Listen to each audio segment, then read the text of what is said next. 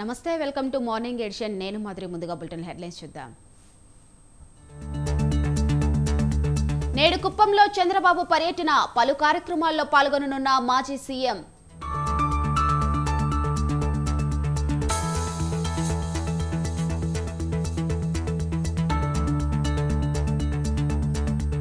BJP Lok Sabha అభ్యర్థుల జాబితా విడుదల ఏపీలో 6 తెలంగాణలో 2 అభ్యర్థుల ప్రకటన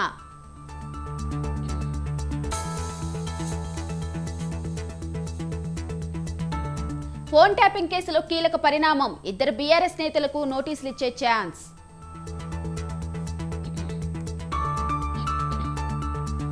నేడు బెంగళూరు వర్సెస్ పంజాబ్ మ్యాచ్ బెంగళూరు వేదికగా ఐపీఎల్ పోరు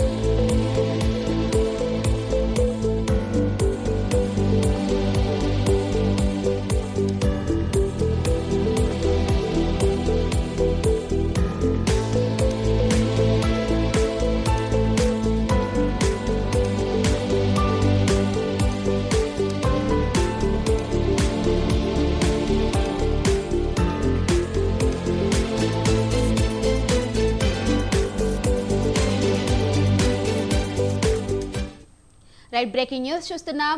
తెలంగాణలో ఫోన్ ట్యాపింగ్ వ్యవహారం కీలక మలుపులు తిరుగుతుంది. వీటి వెనుక 2 బీఆర్ఎస్ కీలక నేతలు ఉన్నారని నిన్నటి విచారణలో నిందితులు చెప్పడంతో వారికి నోటీసులు ఇచ్చేందుకు పోలీసులు సిద్ధమయ్యారు. ఎస్ఐబి మాజీ డీఎస్పీ ప్రణీత్రావును నిన్న సుదీర్ఘంగా విచారించగా పలువురు రాజకీయ నేతల పేర్లు బయటపెట్టాడు. త్వరలోనే 2 బీఆర్ఎస్ నేతలకు నోటీసులు ఇవ్వనున్నట్లు తెలుస్తుంది. బీఆర్ఎస్ నేతలను విచారించి అనంతరం తదుపరి చర్యలకు సిద్ధమవుతున్నారు అధికారులు.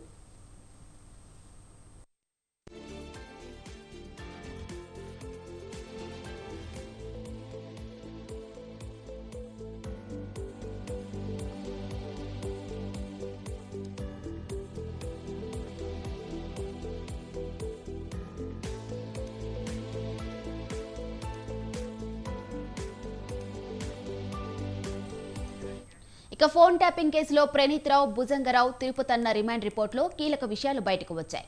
అరెస్టైన 3 అధికారులు కూడా ప్రభాకర్ రావు చెప్తేనే ఫోన్ ట్యాపింగ్ పాల్పడ్డామని అంగీకరించారు. పలు సందర్భాల్లో భుజంగరావు, తిరుపతన్నలు ఇచ్చిన నెంబర్లను ట్యాప్ చేశారని చెప్పాడు ప్రణీత్రావు. ఎన్నికల సమయంలో 100 మంది రాజకీయ నేతల ఫోన్లను ట్యాప్ చేశామని చెప్పాడు. ఇక రాజకీయ నేతల కదలికలు, నిధుల సమీకరణపై దృష్టి పెట్టామని విచారణలో ప్రణీత్రావు పోలీసులకు వివరించాడు. పలువురు రాజకీయ నాయకులు, వారి కుటుంబ సభ్యులు, అనుచరుల ఫోన్లను కూడా ట్యాప్ చేశామని చెప్పాడు. వ్యాపారవేత్తలతో పాటు సమాజంలో పేరున్న వారి ఫోన్లను కూడా ట్యాప్ చేసినట్లు ప్రణీత్రావు చెప్పాడు. ఎన్నికల ఫలితాలు రోజు ప్రభాకర్ రావు చెప్పినట్టుగా వ్యవహరించారని ప్రణీత్రావు పోలీసు విచారణలో తెలిపాడు. ట్యాపింగ్ కి సంబంధించిన మెయిన్ డివైస్ ని పూర్తిగా ధ్వంసం చేశానని, హార్డ్ డిస్కులు ప్రధాన డివైస్ ని కట్టర్తో ముక్కలుగా కట్ చేశామన్నాడు. ముక్కలుగా చేసిన హార్డ్ డిస్కులు, డివైజులను తీసుకువెళ్లి మూసీ నదిలో పడేశామని ప్రణీత్రావు చెప్పాడు. 2 లాగల్ రూముల్లో ఉన్న డాక్యుమెంట్లన్నీ తగలబెట్టినట్లు ప్రణీత్రావు తెలిపాడు.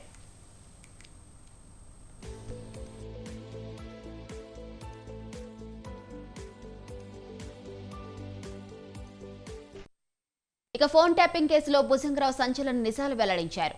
బీఆర్ఎస్ కీలక నేత ఇచ్చిన నెంబర్లను ఎప్పటికప్పుడు ప్రణీత్రావుకు పంపించి ట్యాప్ చేశామని భుజంగరావు తెలిపాడు. ప్రణీత్రావు ఇచ్చే సమాచారాన్ని బీఆర్ఎస్ కీలక నేతకు చేరవేశామన్నాడు. గత అసెంబ్లీ ఎన్నికల ముందు చాలా మంది రాజకీయ నేతల ఫోన్లను, వారి కుటుంబ సభ్యుల నెంబర్లను ట్యాప్ చేశామని భుజంగరావు వెల్లడించాడు. మాజీ టాస్క్ ఫోర్స్ డీసీపీ రాధాకిషన్ రావు ఇచ్చే నెంబర్లను ప్రణీత్రావుకి ఇచ్చానని మరో పోలీస్ అధికారి తిరుపతన్న తెలిపాడు. హైదరాబాద్కు సంబంధించిన సమాచారాన్ని ఎప్పటికప్పుడు రాధాకిషన్ రావుకి షేర్ చేశామన్నాడు. డీసీపీ చెప్పిన నెంబర్లతో పాటు కొంతమంది కదలికలను ట్రాక్ చేశామన్నాడు తిరుపతన్న. ఇక ఈ కేసుకు సంబంధించి ఎఫ్ఐఆర్లో 7 నిందితుల పేర్లను చేర్చారు. A1 గా ఎస్ఐబి మాజీ చీఫ్ ప్రభాకర్ రావు, A2 గా ప్రణీత్రావు పేర్లను ప్రస్తావించారు. అలాగే A3 గా రాధాకిషన్, A4 గా భుజంగరావు, A5 గా తిరుపతన్న, A6, A7 గా మరో 2 పేర్లను చేర్చారు. ఫోన్ ట్యాపింగ్ వ్యవహారంలో ఎస్ఐబి మాజీ చీఫ్ ప్రభాకర్ రావే ప్రధాన సూత్రధారి అని, ఆయన కనుసన్నల్లోనే ఫోన్ ట్యాపింగ్ జరిగినట్లు ఎంక్వైరీ టీం అభియోగం మోపింది. మరోవైపు ఏసీపీలు భుజంగరావు, తిరుపతన్నలకు కోర్టు 14 రోజుల రిమాండ్ విధించడంతో వారిని చెంచలగూడ జైలుకు తరలించారు పోలీసులు.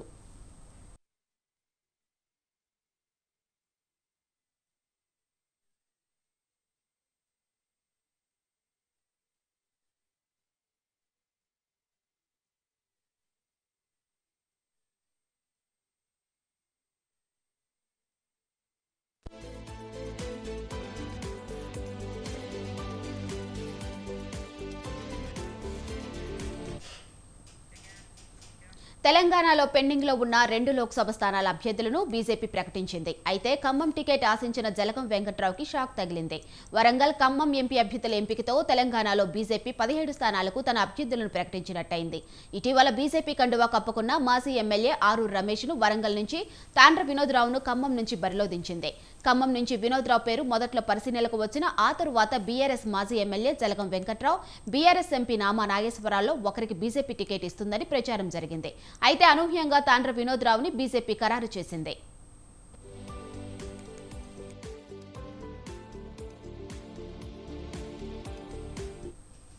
ఇక ఖమ్మం పార్లమెంట్ నియోజకవర్గ బీజేపీ అభ్యర్థిగా జలగం వెంకట్రావుకు టికెట్ వస్తుందని అంతా భావించారు. జలగం వెంకట్రావు బీజేపీలో చేరినప్పటి నుంచి నాటి నుంచి ఆయనకి టికెట్ వస్తుందని అంచనా వేశారు. అయితే ఖమ్మం పార్లమెంట్ నియోజకవర్గ అభ్యర్థిగా తాండ్ర వినోద్రావును బీజేపీ అధిష్టానం ఎంపిక చేసింది. ఇటీవల కాలంలో వినోద్రావు పార్టీ కార్యక్రమాల్లో చురుగ్గా పాల్గొనడంతో పాటు జిల్లాలోనే పర్యటిస్తూ పార్టీకి కార్యకర్తకు అందుబాటులో ఉంటున్నారు. ఈ నేపథ్యంలో పలు పేర్లు పరిశీలించిన పార్టీ అధిష్టానం వినోద్రావుకు టికెట్ కేటాయించింది. దాంతో జలగం వర్గం తీవ్ర నిరాశకు గురవుతున్నారు.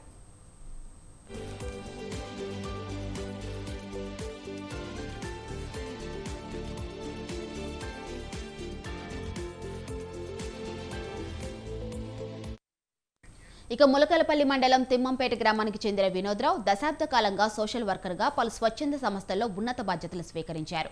గతంలో కొత్తగూడెంలో వ్యాపారవేత్తగా ఉన్న వినోద్రావు సుదీర్ఘ కాలంగా ఆర్ఎస్ఎస్లో పనిచేస్తున్నారు.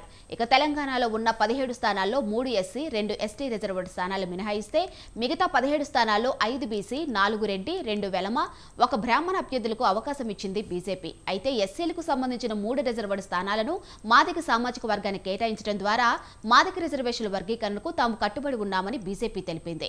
ఇక ఇదే అంశంపై మరింత సమాచారం మా ప్రతినిధి శ్రీనివాస్ ఫోన్లో అందిస్తారు. చెప్పండి శ్రీనివాస్. మాధురి, బీజేపీ తెలంగాణలోని 17 స్థానాలను ప్రకటించింది. 2 పెండింగ్ లో, ముఖ్యంగా ఖమ్మము, వరంగల్ పార్లమెంట్ స్థానాలు పెండింగ్ లో ఉన్నాయి. ఆ పెండింగ్ లో ఉన్న స్థానాలను నిన్నటి 6వ జాబితాలో ప్రకటించారు. ముఖ్యంగా ఖమ్మం పార్లమెంటు స్థానం ఎవరికి కేటాయిస్తారన్నటువంటి ఒక టెన్షన్ ఉంది అక్కడ ఉన్నటువంటి నేతలకు. అయితే ముఖ్యంగా మనం చెప్పుకోవాల్సింది ఏముంది అంటే, మొదట 4 ఆశావాహులు ముందుకొచ్చినా కూడా చివరి నిమిషంలో మాత్రం తాండూరు వినోద్కు దక్కిందని చెప్పవచ్చు. ప్రధానంగా ఇక్కడ జలగం వెంకట్రావుకు చివరి వరకు టికెట్ కేటాయిస్తారన్నటువంటి ప్రచారం జరిగింది. అదే నిమిషంలో చివరి క్షణంలో నిన్న మాత్రం కొత్తగా ఇటు నామా నాగేశ్వరరావు కూడా పార్టీలో చేరి టికెట్ కేటాయిస్తారు. అక్కడ ఇటు తెలుగుదేశం, అదే విధంగా ఖమ్మంలో తన సామాజిక వర్గానికి చెందినటువంటి పెద్ద సంఖ్యలో ఉండడం వల్ల చివరి నిమిషంలో నామా నాగేశ్వరరావు కేటాయిస్తారన్నటువంటి ప్రచారం జరిగింది. అయితే అనుకోని విధంగా చివరి నిమిషంలో ఈ తాడూరు వినోద్కు బీజేపీ టికెట్ కేటాయించడం పట్ల బీజేపీ వర్గాల్లో ఇక రాజకీయ దుమారం లేపుతుందని చెప్పవచ్చు. ప్రధానంగా ఇక ఆరూరి రమేష్ కు వరంగల్ టికెట్, అదే విధంగా ఖమ్మం నుంచి తాడూరు వినోద్కు కేటాయిస్తున్నట్లు అధిష్టానం ప్రకటించడంతో మొదటి నుండి ఆశలు పెట్టుకున్నటువంటి జలగం వెంకట్రావుకు టికెట్ లభించకపోవడంతో ఆయన వర్గీయులు తీవ్ర నిరాశకు చెందినట్టు ఇక్కడ బీజేపీ వర్గాలు చెప్తున్నాయి. ప్రధానంగా ఖమ్మంలో అంటే తనకు మాజీ ముఖ్యమంత్రి కుమారుడే కాకుండా గత ఎన్నికల్లో కూడా గెలిచిన తర్వాత ఆయనకు చివరి నిమిషంలో ఎమ్మెల్యే పదవి కోర్టు ద్వారా దక్కించుకున్నాడు. అయితే ఇక్కడ కూడా తనకు అన్యాయం జరిగింది అన్నటువంటి విషయాన్ని ఆయన అనుచరులు, ఆయన అభిమానులు చెప్తున్నారు. బీజేపీ మొదటి నుండి జలగం వెంకట్రావుకు టికెట్ కేటాయిస్తుంది అన్నటువంటి విషయాన్ని ప్రచారంలో జరిగినా కూడా ఆయన ముఖ్య నేతలతో భేటీ అయిన తర్వాత కూడా చివరి నిమిషంలో వినోద్కు దక్కడం పట్ల బీజేపీ వర్గాల్లో చర్చనీయాంశంగా మారిందని చెప్పవచ్చు. ముఖ్యంగా ఖమ్మంలో ఇటు కాంగ్రెస్, ఇటు కమ్యూనిస్టుల ప్రభావం ఉన్న ఈ ప్రాంతంలో బీజేపీ నుండి మొదటి పార్టీ కార్యక్రమాల్లో పాల్గొంటూ బీజేపీ కాకుండా ఆయన మొదటి నుండి ఆర్ఎస్ఎస్ లో పనిచేసినటువంటి వినోద్కు అధిష్టానం కేటాయించడం పట్ల ఇటు బీజేపీలో కూడా కొంత ఆనందం వ్యక్తం చేస్తున్నారు. ఇటు ఆశావాహులైనటువంటి జలగం వెంకట్రావుకు మాత్రం టికెట్ దక్కపోవడంతో ఆయన అనుచరులు మాత్రం నిరాశలో ఉన్నారని చెప్పవచ్చు. Madhuri, thank you Srinivas.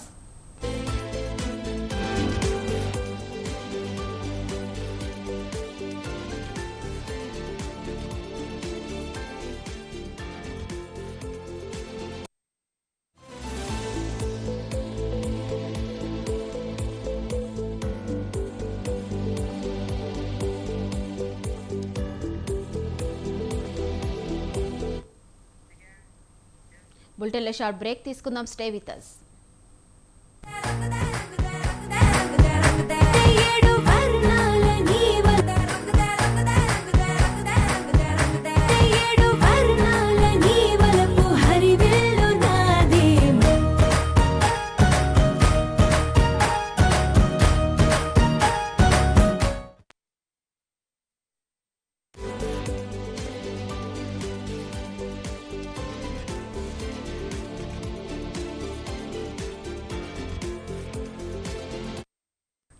Right, election breaking చూస్తున్నాం. టీడీపీ అధినేత చంద్రబాబు ఎన్నికల ప్రచారంలో స్పీడ్ పెంచారు. ఇప్పటికే టీడీపీ అభ్యర్థులను ప్రకటించిన చంద్రబాబు ఇవాళ సొంత నియోజకవర్గం కుప్పంలో పర్యటించనున్నారు.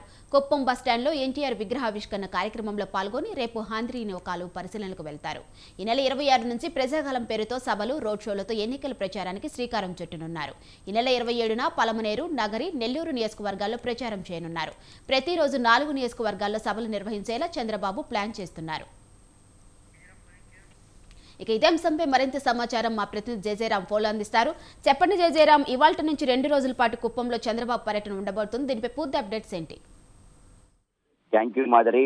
మాజీ ముఖ్యమంత్రి నారా చంద్రబాబు నాయుడు 2 రోజుల పర్యటన నిమిత్తం ఇవాళ కుప్పం చేరుకోనున్నారు. 25, 26 2 రోజులు కూడా స్థానికులతో కూడా పూర్తిగా కూడా చంద్రబాబు నాయుడు మమేకం కానున్నారు. ఈ సందర్భంగా దీనికి సంబంధించి ఇప్పటికే కూడా తెలుగుదేశం పార్టీకి సంబంధించినటువంటి తిరుపతి, చిత్తూరు, అన్నమయ్య జిల్లాలకు సంబంధించినటువంటి నాయకులు ఎవరైతే ఉన్నారో చంద్రబాబు పర్యటన దిగ్విజయం చేయడానికి పూర్తి స్థాయిలో కూడా అన్ని సన్నాహాలు చేస్తున్నట్టు మనకు తెలుస్తుంది.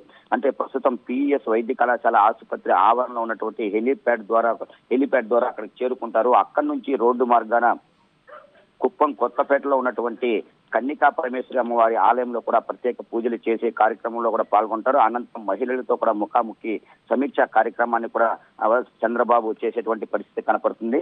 అంటే మహిళల పథకాలు, అంటే తెలుగుదేశం పార్టీ అధికారంలోకి వచ్చిన తర్వాత మహిళలకు ఎటువంటి ఈ యొక్క పథకాలను ప్రవేశపెడతారు, ఏ విధంగా ఆసరాగా మహిళలకు ఉంటారనేటువంటిది కూడా పూర్తిగా కూడా చంద్రబాబు మహిళలతో ముఖాముఖి చర్చించేటువంటి పరిస్థితి కనపడుతుంది. అదేవిధంగా మనం చూసుకున్నట్టయితే ఎన్టీఆర్ విగ్రహం ఎదుట ఉన్నటువంటి భారీ బహిరంగ సభలో కూడా చంద్రబాబు పాల్గొనేటువంటి పరిస్థితి కనపడుతుంది.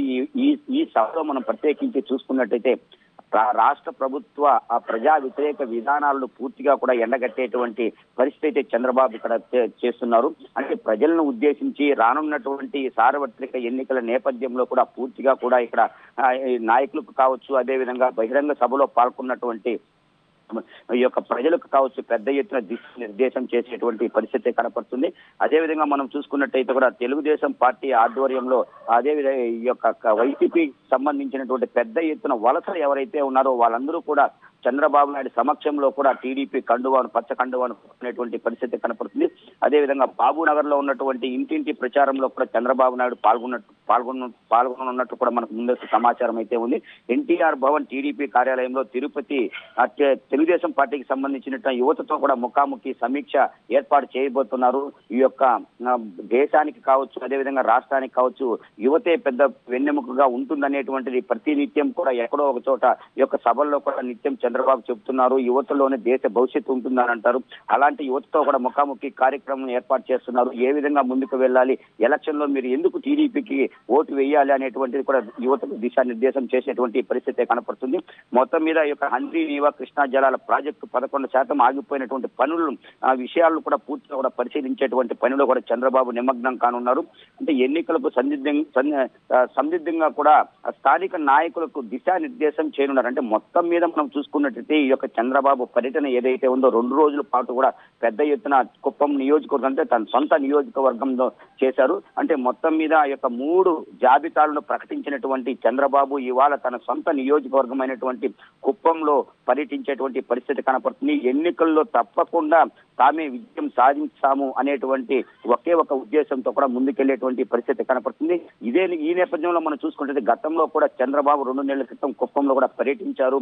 అక్కడ 1,00,000 ఓట్ల మెజార్టీతో ఎమ్మెల్యేని కాకుండా చంద్రబాబుని సీఎం చేస్తామనేటువంటి ఒకే ఒక ధోరణిలో కూడా అక్కడ ఉన్నటువంటి స్థానిక ప్రజలందరూ కూడా ముందుకెళ్లేటువంటి పరిస్థితి కనపడుతుంది. చంద్రబాబును తన సొంత ఇంటి ముద్దు బిడ్డగా కూడా ఇక్కడ ప్రతి ఒక్కరూ కూడా చూసుకునేటువంటి పరిస్థితి కనపడుతుంది. కర్పూర నీరాజనాలతో కూడా చంద్రబాబుకు పెద్ద ఎత్తున స్వాగతం పలికేందుకు ఇప్పటికే కూడా అక్కడ ఉన్నటువంటి స్థానికులు కావచ్చు, మహిళలు కావచ్చు అన్ని సన్నాహాలు చేస్తున్నటువంటి పరిస్థితి కనపడుతుంది. చంద్రబాబు నాయుడు 2 రోజుల పర్యటన నిమిత్తం పూర్తిగా కూడా దిగ్విజయం కావడానికి ఉన్నటువంటి పార్టీ శ్రేణులు ఇప్పటికే కూడా అన్ని రకాలుగా కూడా కసరత్తు చేసేటువంటి పరిస్థితి కనపడుతుంది. మరికొద్ది సేపట్లో చంద్రబాబు నాయుడు కుప్పం చేరుకోనున్నారు. దీనికి సంబంధించి ఏ కార్యక్రమంలో పాల్గొంటారు ఏంటి అనేటువంటిది పూర్తిగా కూడా ఇప్పటికే కూడా సమాచారం మీడియాకి ఇవ్వడం జరిగింది. ఈ నేపథ్యంలో చంద్రబాబు రావడానికి భారీ ఎత్తున స్వాగత తోరణాలు కూడా ఏర్పాటు చేశారు. పోలీసులు పూర్తి స్థాయిలో కూడా అన్ని రకాలుగా ఎటువంటి అవాంఛనీయ సంఘటనలు జరగకుండా 2 రోజులు టూర్ ని విజయవంతం చేయాలనేటువంటిది అక్కడ ఉన్నటువంటి కంచెర్ల శ్రీకాంత్ ఎమ్మెల్సీ ఇప్పటికే కూడా పోలీసుల్ని కోరినట్లు కూడా తెలుస్తుంది. ఏది ఏమైనప్పటికీ కూడా 25, 20, 26 ఈ 2 రోజుల పాటు జరుగుతున్నటువంటి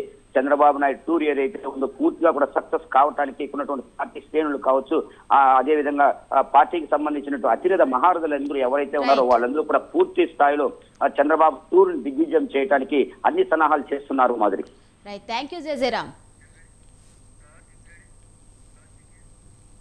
సార్వత్రిక ఎన్నికల ప్రచారానికి వైసీపీ అధినేత సీఎం జగన్ సిద్ధమవుతున్నారు.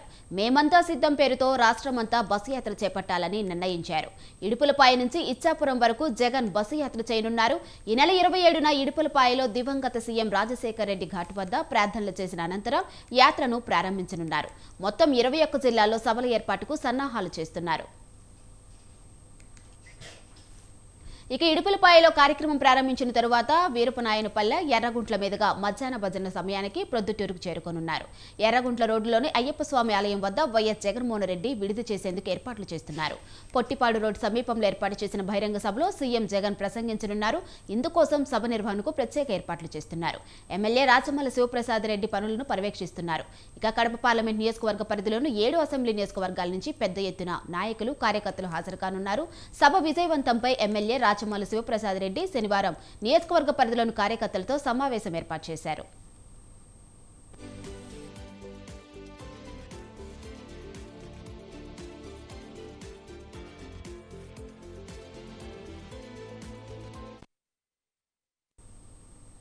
వైసీపీ ఎన్నికల ప్రచారంలో ప్రభుత్వ ఉద్యోగులు పాల్గొనడం చర్చనీయాంశంగా మారింది. తాజాగా నెల్లూరు జిల్లా కృష్ణంపల్లి గ్రామంలో మాజీ ఎంపీ మేకపాటి రాజమోహన్ రెడ్డి ఎన్నికల ప్రచారంలో భాగంగా రచ్చబండ కార్యక్రమం నిర్వహించారు. ఎన్నికల కోడ్ ఉన్నా లెక్క చేయకుండా ఓ ప్రభుత్వ ఉపాధ్యాయుడు ప్రచారంలో పాల్గొన్నారు. దీంతో ఉపాధ్యాయుడి వ్యవహారం స్థానికంగా హాట్ టాపిక్ గా మారింది. ఎన్నికల అధికారులు కూడా చూసి చూడనట్లు వ్యవహరిస్తూ ఉండటంతో పలు అనుమానాలకు దారితీస్తుంది. కాగా ఫరూక్ అలీ ఉదయగిరి మండలం కృష్ణంపల్లి ఉన్నత పాఠశాలలో సోషల్ టీచర్ గా పనిచేస్తున్నారు. 11 కోట్లు వచ్చిందంట ఈ 58 మాసాలు మొత్తం కలిసి 17 కోట్లు దాకా ఇచ్చారట. ఈ 2 ఊర్లు బడిసుపల్లె, కృష్ణాపురం, అంబోదవాడ, ఈ తిమ్మాయిపాడు. తిరుపతి జిల్లా శ్రీకాళహస్తిలో వైసీపీ సీనియర్ నాయకుడు లక్కమనేని మధు తన అనుచరులతో కలిసి టీడీపీ తీర్థం పుచ్చుకున్నారు. ఎమ్మెల్యే బొజ్జల సుధీర్ రెడ్డి, మాజీ తుడా చైర్మన్ నరసింహ యాదవ్ కండువా కప్పి టీడీపీలోకి ఆహ్వానించారు. రాష్ట్రంలోని అరాచక పాలనకు స్వస్తి పలకడానికి ప్రజలు సంసిద్ధంగా ఉన్నారని నరసింహ యాదవ్ అన్నారు. ప్రజాప్రతినిధులు, వాలంటీర్లు అధికార ప్రభుత్వానికి కొమ్ము కాస్తూ ఏకపక్షంగా వ్యవహరిస్తున్నారని మండిపడ్డారు. నియోజకవర్గంలోని టీడీపీ నేతలంతా శంఖారావం కార్యక్రమం పూర్తి చేయాలని బొజ్జల సుధీర్ రెడ్డి సూచించారు. మార్చి 30న టీడీపీ అధినేత చంద్రబాబు శ్రీకాళహస్తికి రాబోతున్నారన్నారు. ఏదైతే జగన్ ని భారీ ఎత్తున ఓడించాలని అన్ని వర్గాల ప్రజలు కూడా ఈ రోజు ఎదురు చూస్తా ఉన్నారు. దానికి నిదర్శనమే కాళహస్తిలో ఈ పొద్దు ఇంత భారీ ఎత్తున చేరికలు వైసీపీ నుంచి వస్తా ఉన్నాయి. రాష్ట్ర వ్యాప్తంగా కూడా అన్ని నియోజకవర్గాల పులివెందల్లో కూడా జగన్మోహన్ రెడ్డి గెలిచే పరిస్థితులు లేవు. ఈరోజు అన్ని నియోజకవర్గాలు కూడా మా కూటమి కైవసం చేసుకోబోతుంది. అన్ని వర్గాలను కూడా మంచి జరగాలంటే మళ్ళీ తెలుగుదేశం పార్టీ, జనసేన, బీజేపీ ఉమ్మడి ప్రభుత్వం రావాలి. వైసీపీ హయాంలో ఏపీ అభివృద్ధి కుంటిపడిందని నంద్యాల జిల్లా టీడీపీ పార్లమెంట్ అభ్యర్థి బైరెడ్డి శబరి అన్నారు. జిల్లాలోని పెండింగ్ ప్రాజెక్టులలో ఒక్కదాన్ని కూడా పూర్తి చేయలేదని మండిపడ్డారు. పెండింగ్ ప్రాజెక్టులను పూర్తి చేయమని సీఎం దగ్గరికి వెళ్లి అడిగే ధైర్యం ప్రజాప్రతినిధులకు లేదన్నారు బైరెడ్డి శబరి.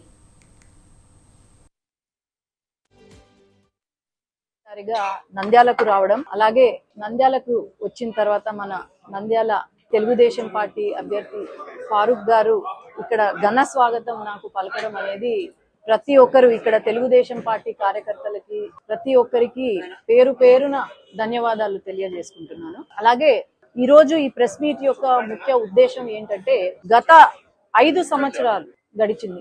ముఖ్యమంత్రి గారు పాదయాత్ర చేశారు, బస్సు యాత్ర, అన్ని యాత్రలు చేశారు. బస్సు యాత్రను పాదయాత్ర చేస్తూ ఎన్నో హామీలు ఇచ్చారు. దాంట్లో భాగంగా కుటుంబ కలహాలతో Nampally court first class magistrate ఆత్మహత్య హైదరాబాద్లో కలకలం రేపింది. అంబరపేట బతుకమ్మ కుంటలోని పోచమ్మ బస్తీలో శ్రీనిధి రెసిడెన్సీలో నివాసం ఉండే మెజిస్ట్రేట్ మణికంఠ ఇంట్లో సీలింగ్ ఫ్యాన్ కు గురేసుకొని ఆత్మహత్యకు పాల్పడ్డారు. గట్కేసర్ మండలం ముత్తువెల్లి గ్రామానికి చెందిన మణికంఠ నాంపల్లి కోర్టులో స్పెషల్ ఫర్ ఎక్సైజ్ కేసుకు సంబంధించి ఫస్ట్ క్లాస్ మెజిస్ట్రేట్ గా పనిచేస్తున్నారు.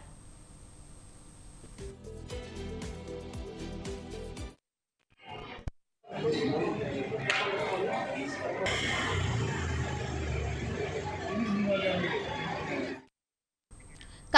సంగీత విద్వాంసుడు టీఎం కృష్ణకు సంగీత కళానిధి అవార్డు ప్రకటించడం వివాదాస్పదమైంది. టీఎం కృష్ణ పూర్తి పేరు తోడూరు మాడబూసు కృష్ణ. కర్ణాటక సంగీత విద్వాంసుడే కాక రచయిత, అభ్యుదయ భావాలు కల ఉద్యమకారుడు. గతంలో రామన్ మెగసెసే అవార్డును కూడా అందుకున్నారు.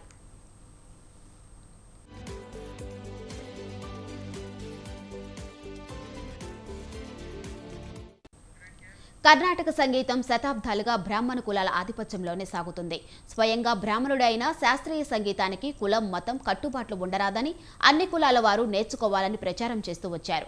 శాస్త్రీయ కళలపై ఓ కులం గుత్తాధిపత్యాన్ని విమర్శించడంతో ఆయన పట్ల ఆ వర్గానికి చెందిన చాలా మంది ఆగ్రహంతో ఉన్నారు. ఈ నేపథ్యంలో మద్రాస్ మ్యూజిక్ అకాడమీ టీఎం కృష్ణకు సంగీత కళానిధి అవార్డు ప్రకటించడం వివాదాస్పదమైంది. తోటి సంగీత కళాకారులు రంజని, గాయత్రి దీన్ని వ్యతిరేకించారు. కృష్ణ తన ప్రయోగాలతో శాస్త్రీయ సంగీతాన్ని దెబ్బతీస్తున్నారని వారు ఆరోపించారు. 2025 జనవరి 1న టీఎం కృష్ణకు మద్రాస్ సంగీత అకాడమీ సన్మాన కార్యక్రమాన్ని బహిష్కరిస్తున్నట్లు మార్చి 20న ఓ సంయుక్త ప్రకటన చేశారు. మరికొందరు కర్ణాటక సంగీత కళాకారులు ఇదే వైఖరి వ్యక్తం చేయడం వివాదాస్పదమైంది. ఇక డీఎంకే, బీజేపీ వంటి రాజకీయ పార్టీలు ఈ వివాదంలో తలదూర్చడంతో ఇది ద్రవిడ ఉద్యమకారులకు బ్రాహ్మణిజానికి మధ్య వివాదంగా దారితీసింది.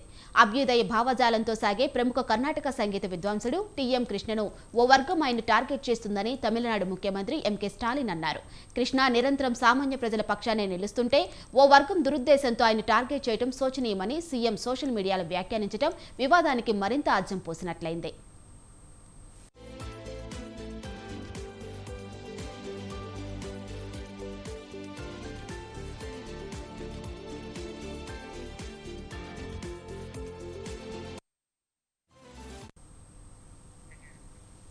ఇవి మార్నింగ్ ఎడిషన్ అప్డేట్స్. చూస్తూనే ఉండండి స్వతంత్ర.